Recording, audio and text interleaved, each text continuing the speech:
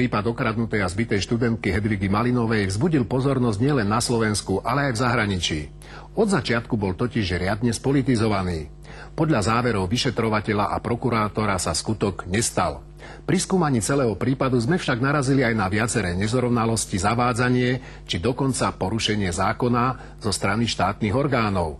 Na závere vyšetrovania to síce nič nemení, poukazuje to však na evidentnú snahu polície aj ministra vnútra postaviť verejnú mienku proti študentke a vytvoriť oblak dôvery voči štátnym orgánom. Zostáva len dúfať, že raz tento prípad bude riadne vysvetlený a neskončí tak ako mnoho iných, upadnutím do zabudnutia. Chcem vám oznámiť, že včera vyšetrovateľ zastavil trestné stíhanie v tomto prípade, lebo je nepochybné, že sa skutok nestal. Jedným z rozhodujúcich okamihov tohoto príbehu bolo, keď minister vnútra Robert Kaliňák vyhlásil: existuje dôkaz, že Hedviga Malinová krátko pred útokom netelefonovala. Bolo potvrdené aj zo strany mobilného operátora, že v ten deň nebol ani na tento telefón, ani z tohto telefónu urobený a uskutočený žiadny hovor. To znamená, je nepochybné, že poškodená Hedviga nemohla v tomto prípade telefonovať. Nikdy som netvrdila, že som telefonovala. Ja som povedala, že hovorila som po maďarsky, lebo na to som si pamätala, že povedali mi tí chalani, že na Slovensku po slovensky. Takže určite som s niekým hovorila po maďarsky.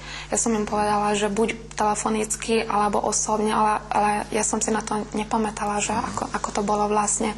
Slová Hedvigy Malinovej potvrdzuje aj zápis vyšetrovacieho spisu, ktorý sa nám podarilo získať a v ktorom uviedla: niekomu som odpovedala v maďarskom jazyku, ale či to bolo do telefónu alebo tomu, kto išiel okolo, neviem presne. Oficiálny záznam z vyšetrovacieho spisu tak usvedčuje ministra vnútra, že jeho tvrdenie pred médiami nebolo vôbec férové. Potom, čo jej bolo oznámené, že vlastne mobilný telefón nebol použitý, poškodená oznámila, že teda pravdepodobne netelefonovala, ale s niekým sa stretla a s ním hovorila po maďarsky. Ďalším dôkazom, ktorý mal na verejnosti navodiť pocit, že Hedviga je obyčajná klamárka, mala byť jej banková karta. Vypovedala, že si ju dala zablokovať, pretože jej ju útočníci spolu s peňaženkou ukradli. Podľa policajných zistení však karta zablokovaná nebola. Na výsluchu mi kládli také otázky, že jednoducho mala som pocit, že mi neveria. Táto informácia bola nepravdivá, k tomu existujú listinné dôkazy. To je z nášho pohľadu veľmi závažná vec, ktorú sme zistili a domnievame sa, že v súvislosti s informáciou, že Hedviga Malinová povedala, že komunikovala cez telefón v maďarskom jazyku, bola spúšťacím mechanizmom na to, aby sa prezentovala práve a alternatíva, že ona si to všetko vymyslela. Kto zablokoval kartu? Mama.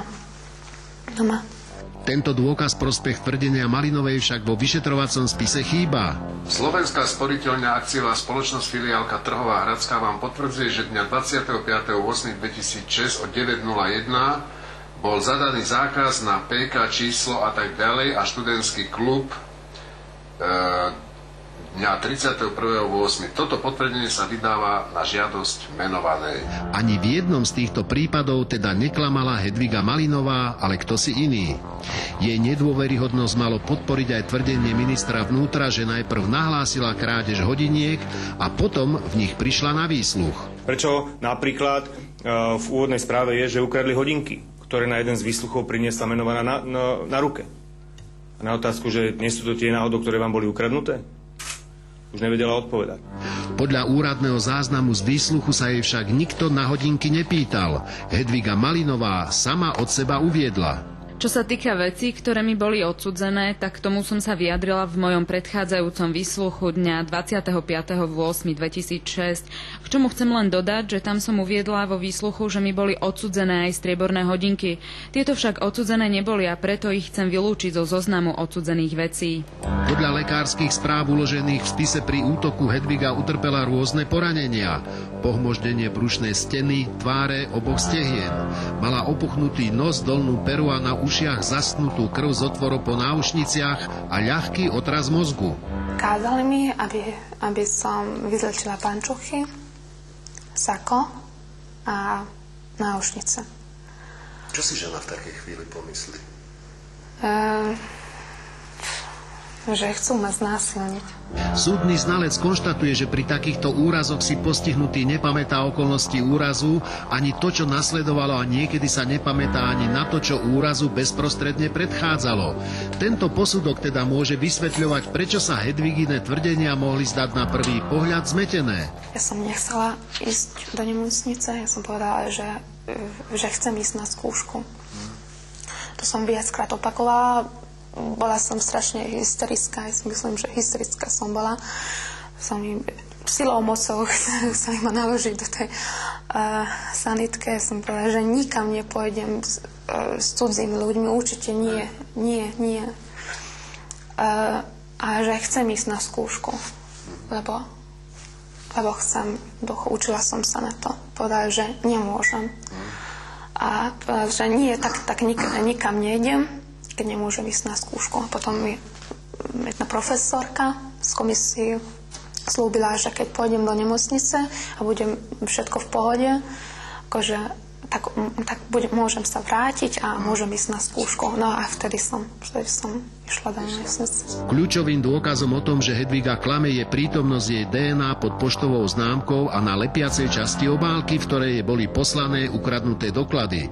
Z čoho polícia vyvodila záver, že s obálkou musela manipulovať ešte pred jej odoslaním a doklady jej preto nik neukradol. Boli zachytené profily DNA na tejto obálke z lepiacej časti a z obálky, ktoré mali pôvod v slinách, to znamená v klasickom lepení obálky. A záver profilu DNA hovorí, že pod známkou a v lepiacej časti spomínanej obálky je profil zhodný s DNA Hedvigy M. To je síce pravda, Kaliňáková informácia o slinách však bola, slušne povedané, nepresná.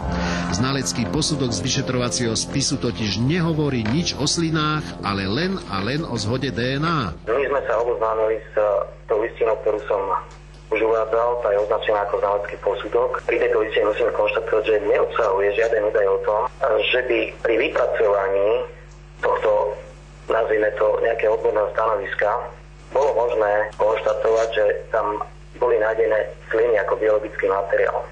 Hedvigina DNA sa tak pod známku a na lepiacu časť mohla pokojne dostať tak, ako to uviedla vo svojej výpovedi. Obyčajným dotykom rúk pri otváraní a opätovnom nalepení známky, alebo tak, že ju skoro 2 dni používala na miesto peňaženky. Ľudí zaujíma strašne tá známka, že jak sa mohla známka odlepiť. Ja to neviem. To bolo to v koši. A oni ti policajti povedali, že musíš im tú obálku dať tak, ako si im dostala? Áno. Čiže to je dôvod, prečo si ty tú známku dala? Jasné. Ja som chcela odovzdať tú obálku tak, ako som ju dostala. Spolu so známkou, aby to vedeli zistiť, že kde to podali. Hedviginu verziu, že známku na obálku opätovne prilepila, však podľa polície vyvracia skutočnosť, že bola nalepená len raz. Na milimeter a stotinu milimetra sedí pečiatka na tej, viete, keď kto je filatelista, vie, že je vždy opečiatkovaná známka a tá pečiatka, ktorá tam je, sedí na stotinu milimetra presne, ak je to nalepené. Toto tvrdenie má však zatiaľ zásadnú slabinu. Je len tvrdením. Vo vyšetrovacom spise sa totiž nenachádza taký znalecký posudok, z ktorého by minister uvedené mohol vyčítať. My sme tam nenašli akýkoľvek dôkaz o tom, že by bolo skúmané a respektíve zistené, že známka, ktorá sa nachádza na obálke, bola lepená raz alebo viackrát. Takýto dôkaz my sme tam nezistili. O tom, že všetky spôsoby vyšetrovateľov neboli naozaj vyberavé, svedčí aj to, že v rozpore so zákonom vyhotovili z výsluchu videozáznam.